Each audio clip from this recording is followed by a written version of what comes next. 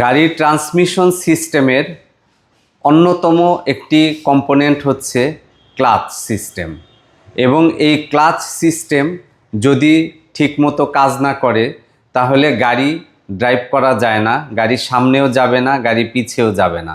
সুতরাং এই clutch system healthy রাখাটা ড্রাইভিংয়ের জন্য অত্যন্ত প্রয়োজনীয়। এই ক্লাচ সিস্টেমের যাবতীয় কাজ আমাদের কার এক্সপার্ট বিডিতে হয়ে থাকে।